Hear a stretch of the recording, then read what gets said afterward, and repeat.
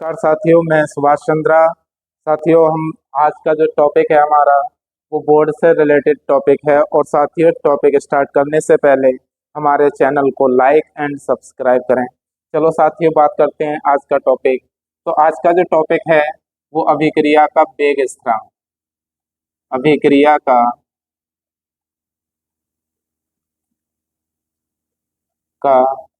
वेग स्थिरांक।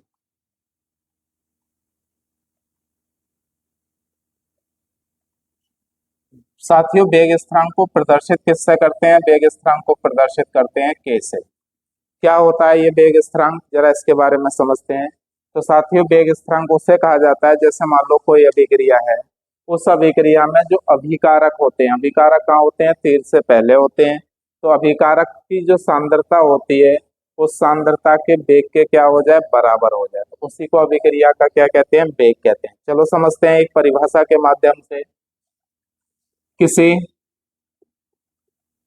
अभिक्रिया का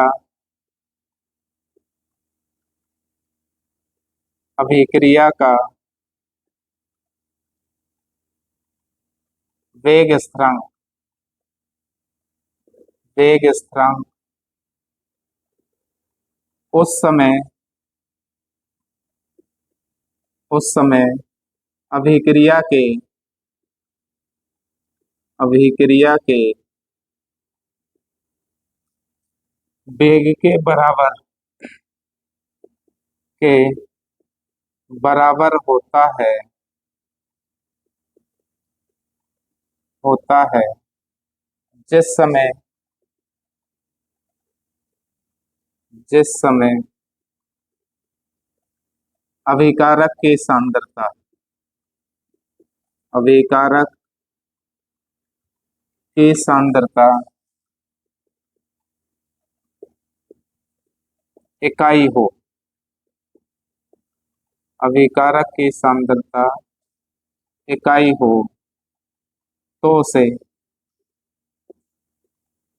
उसे अभिक्रिया का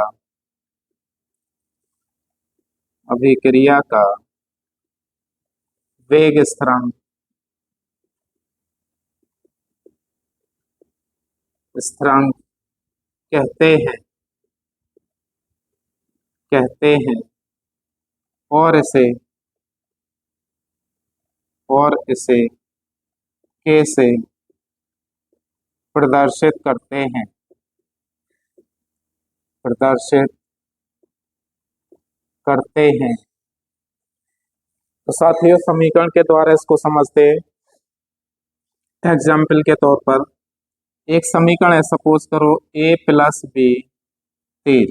ए प्लस बी जो है वो तीर से पहले की चीज होती है, उसको हमेशा अभिकारक कहते हैं। और ये अभिकारक हमेशा कुछ ना कुछ बनाएगा, तो जो बनता है उसको हम क्या कहते हैं? उत्पाद कहते हैं। और जो तीर से पहले की चीज होती है उसको रिएक्टेंट कहते हैं। रिएक्टेंट का मतलब होता है अभिकारक। ठीक है। अब वो हमसे पूछ क्या रहा है? अभिक्रिया का वेग स्थिरांक पूछ रहा है। क्या होता है अभिक्रिया का वेग स्थिरांक? तो अभिक्रिया का वेग या दर निकालेंगे। अभिक्रिया का वेग वेग का फॉर्मूला यह है dx/dt अनुक्रमानुपाती। जो अभिकारक या रिएक्टेंट होते हैं उनको हम क्या कर लेते हैं? ब्रैकेट में लिख लेते हैं a mode into B mode. और अनुक्रमानुपाती का जब चिन्ह हटाते हैं तो हमारा इसकी जगह कांस्टेंट आता है, उस कांस्टेंट को हम k से रिप्रेजेंट करते हैं। k आ गया, बाकी हमारा सेम रहेगा a इंटू बी। अच्छा, हम यदि a बराबर 1 मोलर b बराबर 1 मोलर हो तब हो तब यानी a की जगह 1 रखना है, b की जगह 1 रखना है, तो k का मल्टीप्लाई 1 से करेंगे तो लौट फिर के क्या आ जाएगा? k आ जाएगा। तब हमारा फॉर्मूला बनेगा dx/dt बराबर k, क्योंकि ये हमारा मल्टीप्लाई करने पर हट जाएंगे। तो यहीं से पूछा जाता है इसका मात्रक क्या आता है। तो इसका मात्रक साथियों ये आता है मोल लीटर इनवर्स। तो ये मोल लीटर इनवर्स किसका है? जो हमारे एक्स सांद्रता है, सांद्रता को हम मोल प्रति लीटर कहते हैं, लीटर को ऊपर ले जाएंगे तो लीटर इनवर्स। अच्छा, नीचे समय है, समय को ऊपर ले जाएंगे तो क्या हो जाएगा, सेकेंड इनवर्स। तो mole litre inverse second inverse. कभी कभी इसका दूसरा मात्रक भी आ जाता है, पूछा जाता है। तो मोल 1 - n लीटर n-1 और सेकेंड इनवर्स। तो इसका दूसरा मात्रक साथियों इसका ये भी आता है जब मोलों की संख्या कन्फर्म होती है तब। ठीक है, तो ये साथियों था अभिक्रिया के वेग की परिभाषा। अब परिभाषा के साथ कभी कभी पूछ लेता है कि अभिक्रिया के वेग के लक्षण क्या हैं। तो ये लक्षण हम समझते हैं साथियों। तो अभिक्रिया के वेग के सामान्य लक्षण क्या होते हैं, तो इसके निम्न लक्षण हैं। कौन कौन से लक्षण हैं, तो पहला लक्षण साथियों समझते हैं इसका। पहला लक्षण है कि यदि अभिक्रिया का अभिक्रिया का ताप बढ़ाते हैं तो वेग स्थिरांक वेग स्थिरांक के का मान बढ़ता है बढ़ता है। दूसरा था साथियों, निश्चित ताप पर निश्चित ताप पर अभिक्रिया का वेग निश्चित होता है निश्चित होता है। तीसरा, वेग स्थिरांक वेग स्थिरांक के का मान अभिकारक की अभिकारक की प्रारंभिक सांद्रता प्रारंभिक सांद्रता पर निर्भर नहीं करता।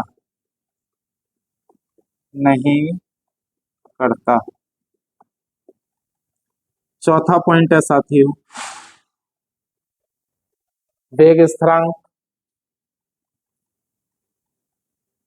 वेग स्थिरांक के का मात्रक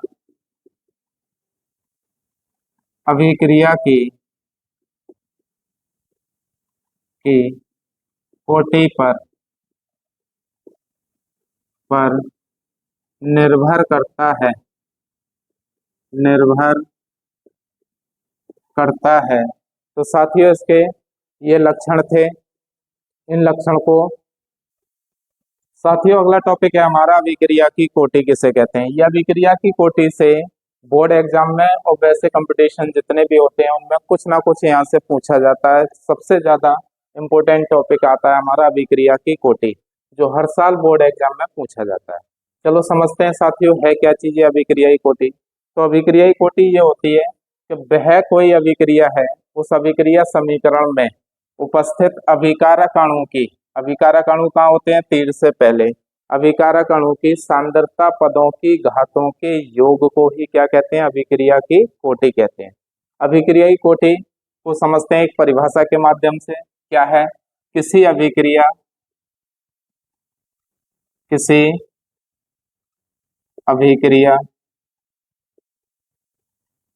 समीकरण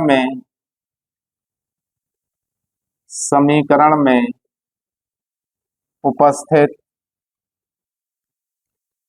उपस्थित अभिकारक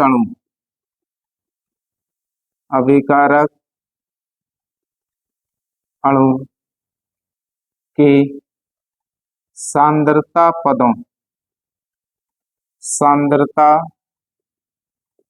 पदों के घातों के योग को अभिक्रिया की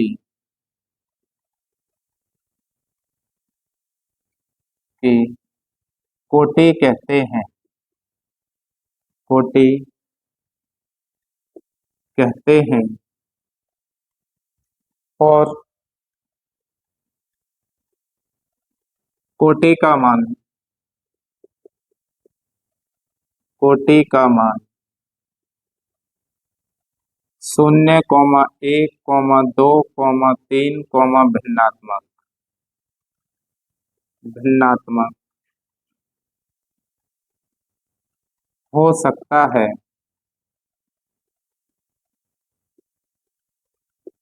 सकता है। जबकि यह एक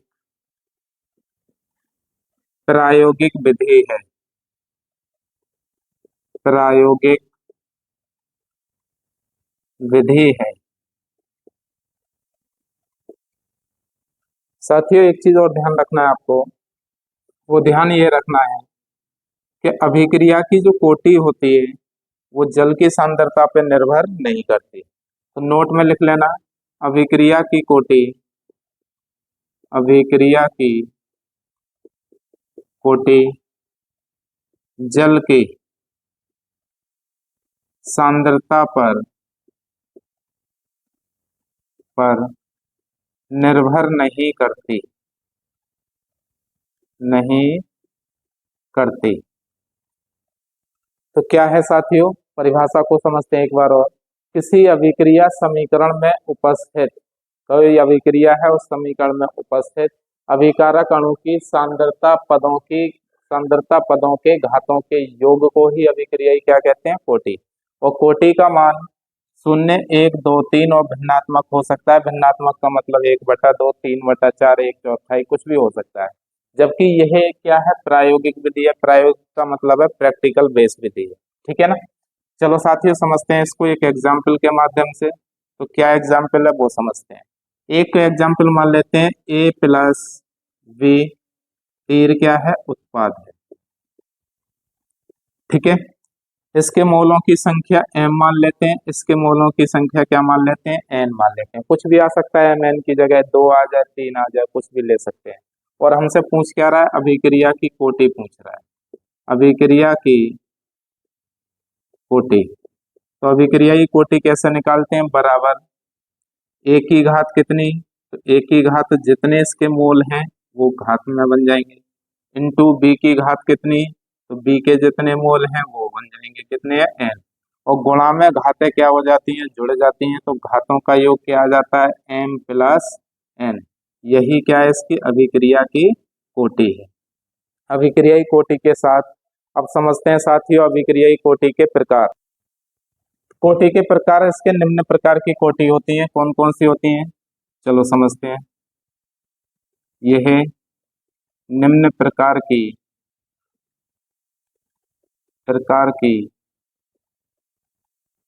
होती हैं। कौन कौन सी होती हैं साथियों, समझते हैं। पहली आती है शून्य कोटि की अभिक्रिया, शून्य कोटि की अभिक्रिया। दूसरी आती है प्रथम कोटि की अभिक्रिया, प्रथम कोटि की अभिक्रिया। तीसरी आती है द्वितीय कोटि की अभिक्रिया, द्वितीय कोटि की अभिक्रिया।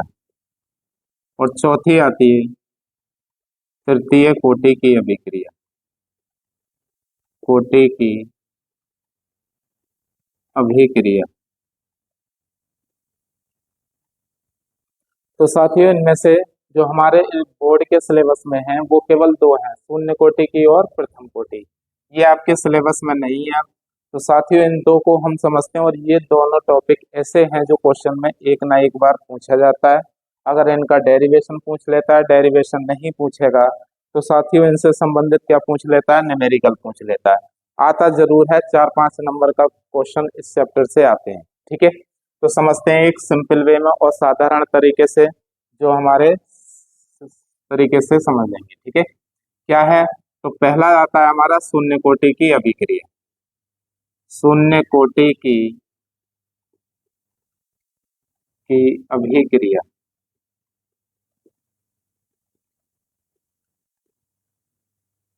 क्या होती है? शून्य कोटि की अभिक्रिया वो समझते हैं साथियों। तो शून्य कोटि की अभिक्रिया की अगर बात करें तो शून्य कोटि की वे अभिक्रिया होती हैं, वे अभिक्रियाएं जिनका मान अभिकारक अणु की सांद्रता पदों की घातों पर क्या नहीं करता? निर्भर नहीं करता। तो उन्हें हम क्या कहते हैं? शून्य कोटि की अभिक्रिया कहते हैं। तो वे अभिक्रियाएं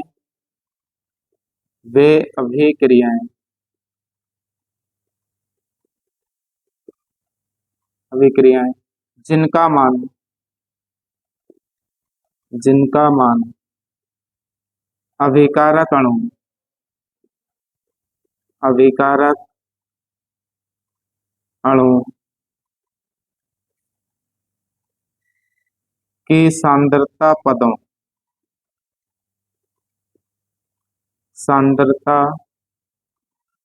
पदों की घातों पर निर्भर नहीं करता तो उसे शून्य कोटि की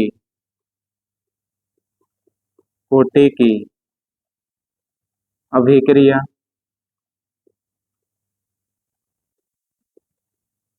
कहते हैं।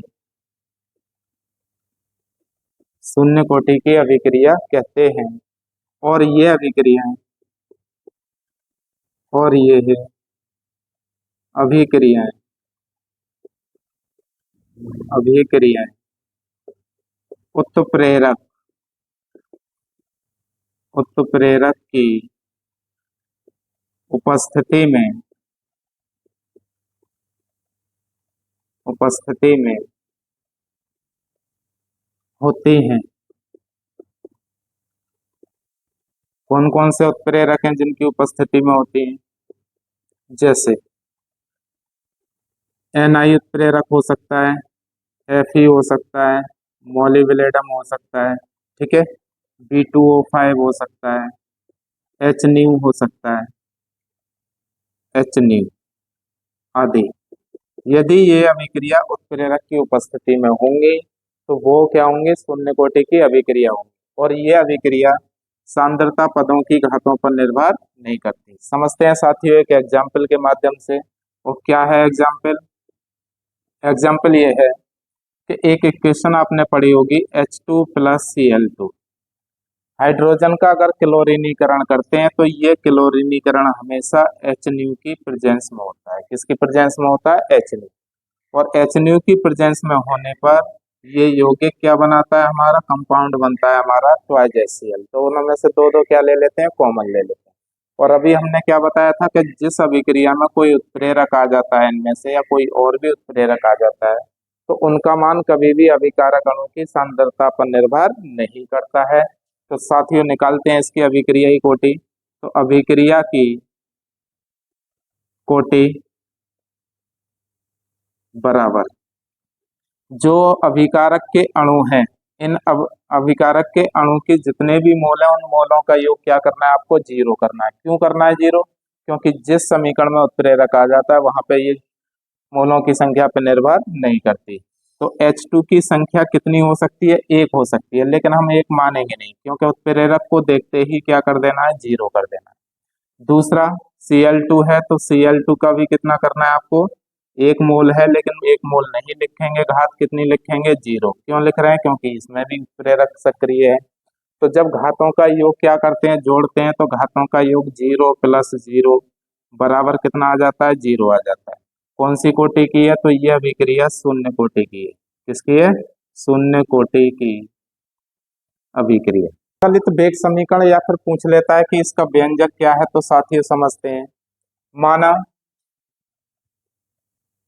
माना शून्य कोटि की अभिक्रिया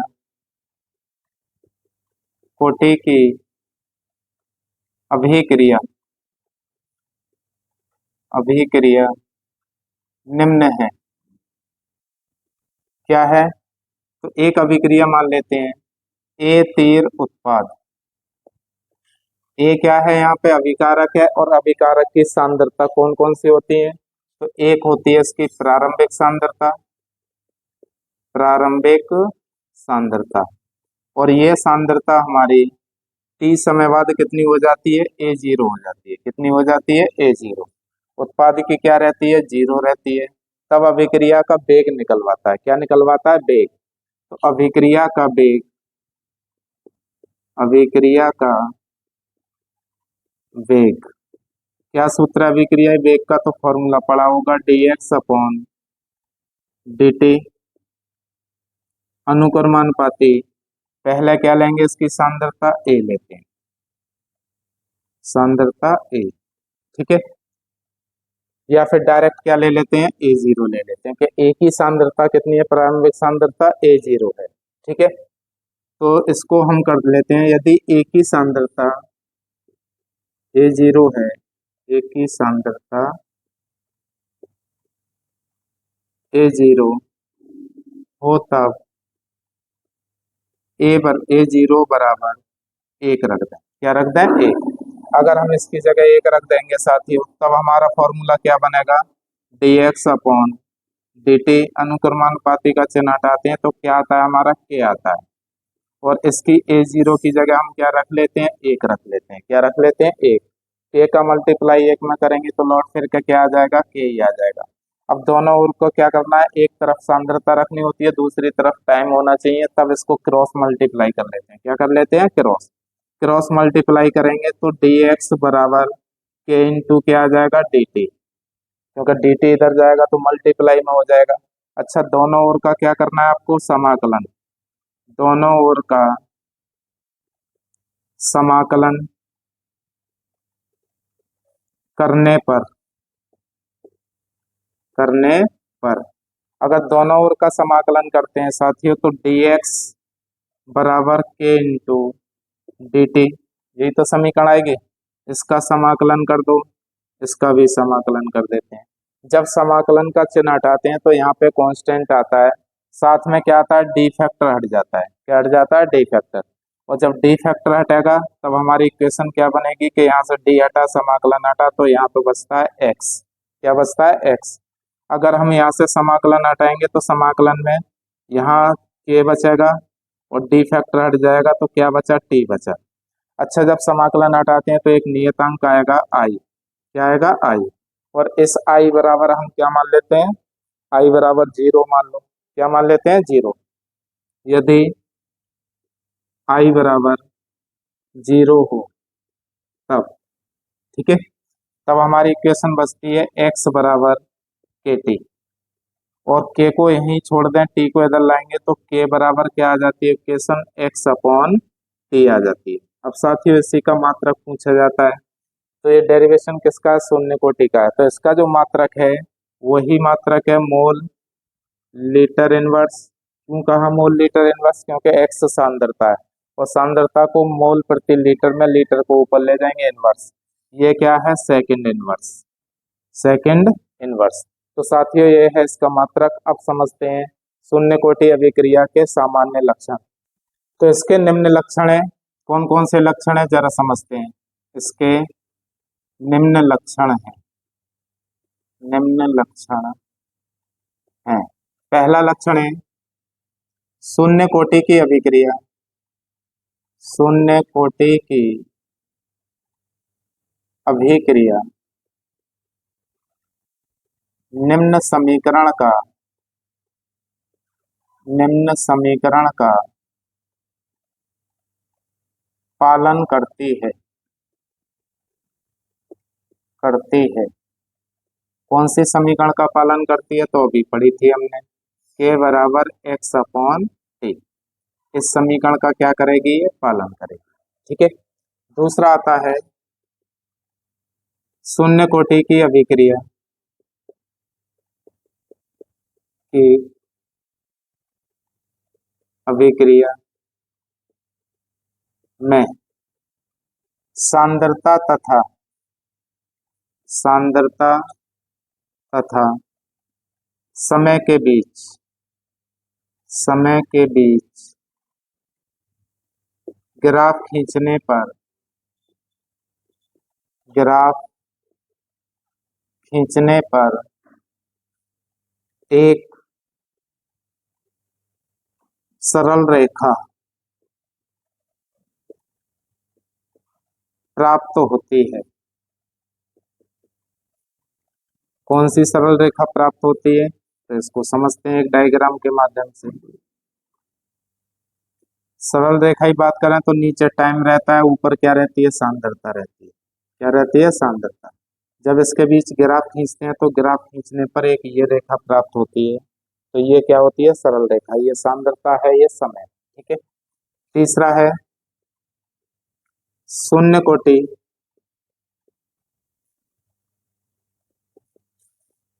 की अभिक्रिया। अभिक्रिया में वेग स्थिरांक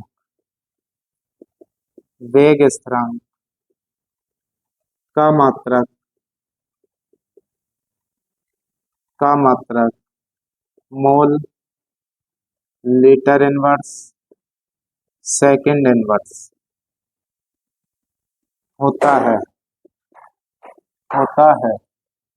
चौथा है शून्य कोटि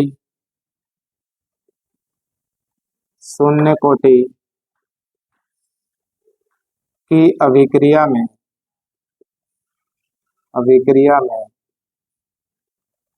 बहुत कम समय